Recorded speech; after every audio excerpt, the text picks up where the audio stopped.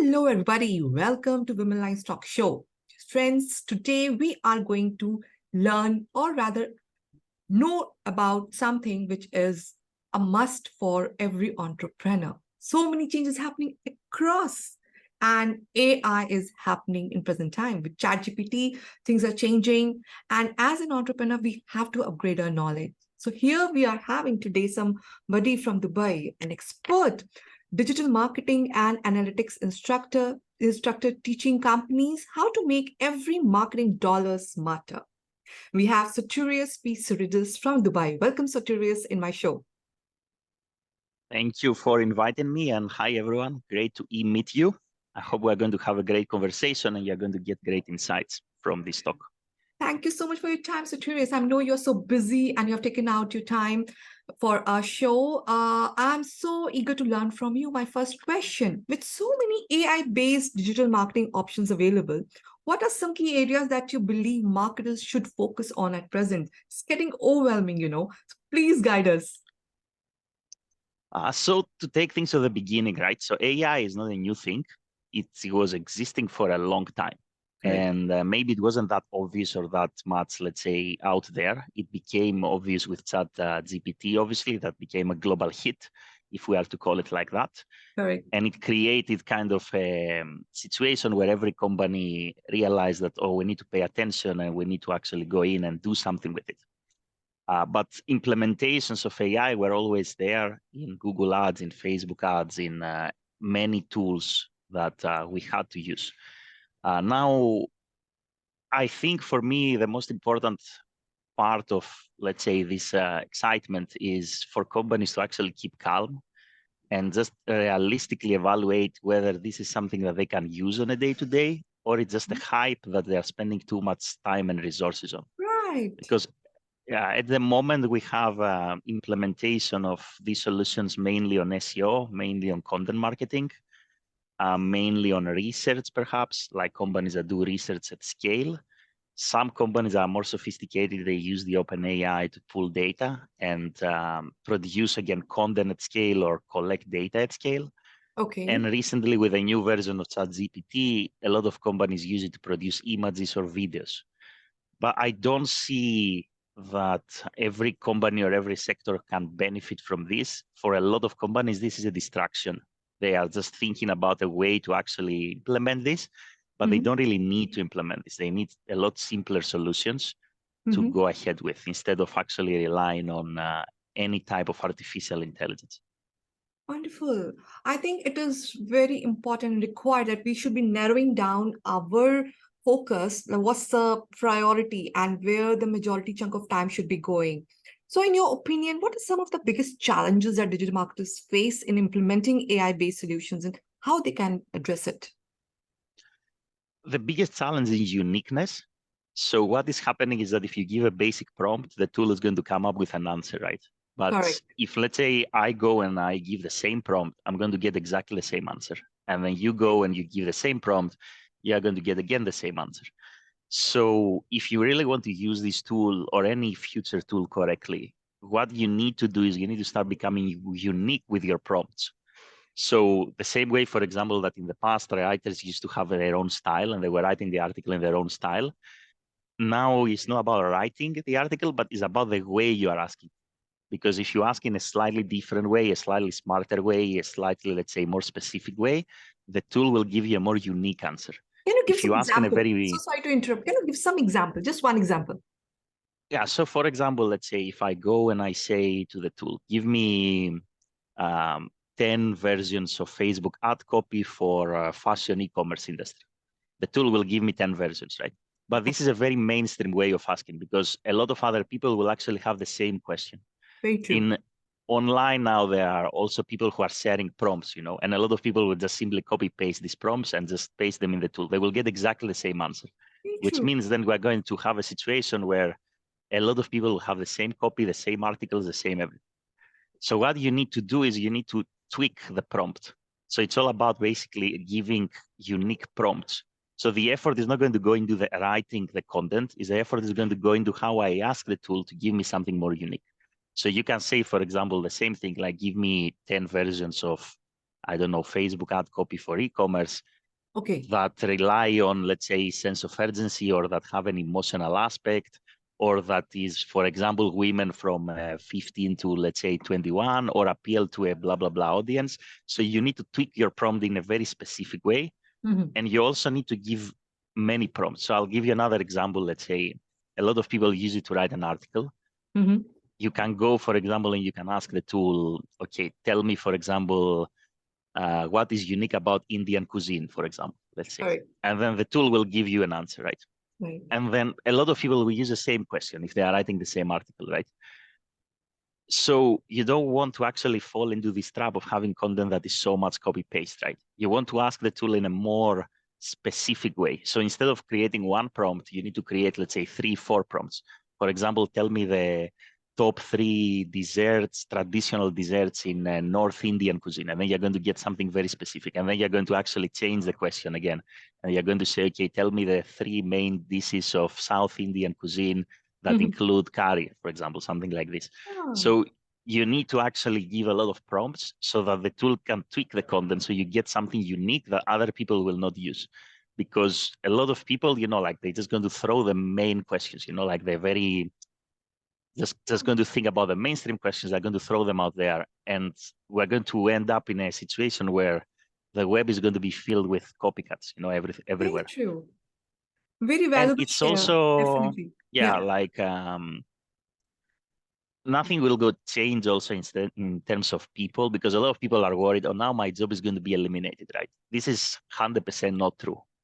So if you are a writer, your Yeah. job is just going to change. So a good writer before these tools will just write a unique article.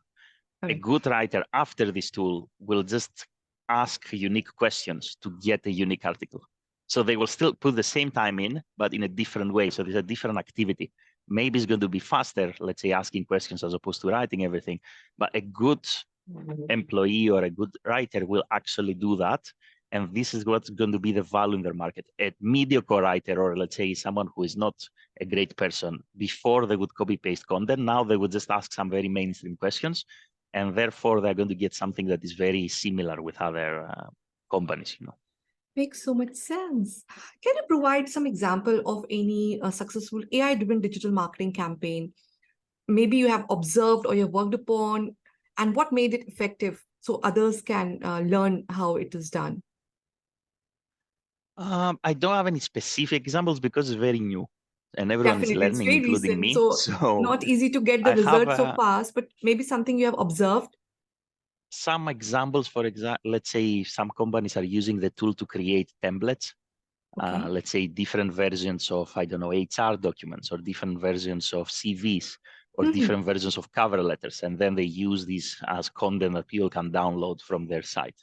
Okay. So this is one example that I've seen happening. Uh-huh. Or a lot of people are using it to create email subject lines. A lot of companies are using it to create copies for Google, for example, or copies for Facebook. So these are some ad hoc specific implementational examples that I've seen happening. But I don't think I have an example of, let's say, what we call an AI campaign that I've seen. Mhm. And yeah, I don't think that this is something that at this stage, for example, is It's too early something to that at ask, I least suppose. Yeah, small, medium companies can execute, right? Maybe only the very big big corporates company. can do something bigger, I guess. Definitely. No, definitely I've shared valuable examples because, yeah, when you start thinking in those terms, so many ideas start popping in your mind that it can be used creatively in so many ways. So I want to understand, how do you stay up to date with the latest trends and developments in AI and digital marketing? What resources do you recommend for others who want to stay informed? Can you share your sources? Sure. So first of all, there are certain websites that are kind of mainstream, I would say. So Search Engine Land, for example, Search Engine Watch, two websites that I follow since, let's say, very early days in my career to Wow. get updated. A lot of content creators on LinkedIn that speak about not only AI, but also other areas of digital marketing. So very easy to find them. Also, if you follow certain hashtags, you can actually find the top voices and the top creators, Okay. and you can stay very up to date with all the developments in the industry. And from there, myself, I'm a big fan of podcasts. So I listen a lot to podcasts that mainly have to do with entrepreneurship, not so much with digital marketing. Okay. So, for example, there is a podcast that is called How I Built This. There is a podcast that is called Entrepreneurs on Fire. There is another podcast for people like me that is called Tropical MBA. And as part of the discussion, they also bring up topics like AI, and they Okay. bring up also other things that are happening in the industry in a more practical way. Fantastic. That's really valuable share. And I'm going to log in and search all those, podcast names and the blogs and influencers to add to my list. So, in your experience, Right. what are some common misconceptions that businesses have about AI and digital marketing, and how do you address them? Oh, a lot of misconceptions, right? So the first misconception is that now that they have AI, everything's going to be easy and they're going to eliminate every, human resource. They don't need content writers. They don't need copywriters. We don't need anybody to create content because we're just going to go to the tool and just make it happen. Again, the danger here is that you can do this, but very quickly you're going to realize that if you don't put the effort to give different prompts, then you're going to have content that is the same with everybody else. The second misconception that people have with paid media, especially, is that now that we have AI, the AI will actually optimize everything, and therefore we can just leave the campaigns there and run on their own, and we're going to do nothing, and everything's going to work great, which is definitely not the case. So yes, machine learning and AI take a big chunk of that, but we need some human to actually tweak the settings and give the right, let's say, data to the machine in order for the machine to actually do the work. And the example that I give is like an airplane, right? So Right. technically speaking, an airplane can fly on its own. Like the pilots are basically decorative, like the pilots don't really do anything. Like the takeoff, the landing, and the route is basically all based on computer. But still, every airplane has two pilots. Like why it has two pilots? Because sometimes there is something that, let's say, a human can tweak, or there is something that a human can check, and we still need humans actually to quality control everything. So if, let's say, there is a plane without pilots, you won't really feel safe to fly, although it can fly technically, right, without pilots. Right. But no one will actually board this plane. Same thing happens with Google ads and Facebook ads and all this paid media, right? So we need people that can actually configure what is happening there and all the settings. Right. Otherwise, the machine is not really going to produce great results. So I think these are the main Misconception. misconceptions that people have about AI, that suddenly it's going to come across and swipe all the jobs and take over everything. And now we shouldn't be worried because everything will be taken care of. It is not the case. I don't think a lot of things will change. What is going to change is the nature of work, Correct. but the volume of work will not change actually. Wonderful. Finally, what advice do you have for businesses that are just starting to explore AI-based digital marketing? And how can they ensure that they are making the most of these tools, which also staying ethical and responsible in their use? So my advice would be to be selective in where and how to use the tool. So Okay. they shouldn't use the tool, they shouldn't force themselves to use the tool because it's trendy. They should use the tool to save time, Correct. to automate, and to produce something meaningful. Right. So in these cases, yes, you can produce the tool. You can use the tool actually to save your time and add value to your day to day. But you shouldn't force the implementation. You shouldn't just say, "Oh, we need to actually do it because it's trending." Oh, we have to implement in every aspect of our business. They need to do an audit of their operations and marketing activities and figure out the areas that perhaps these solutions can add value, and then test if this is the case and if they can actually go ahead and do this and implement it. Let's say maybe A/B testing, copywriting, email marketing, part of content creation. All these areas can benefit from this type of solutions that we have at the moment. Wow. Thank you so much, Sotirios. This was so much to learn from you, and you have shared so many valuable insights today. So, friends, let's believe in ourselves because no AI can replace the uniqueness of human mind.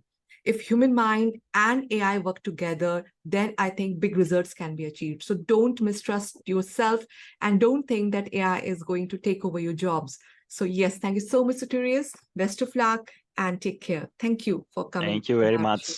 Thank Hi, you. everyone.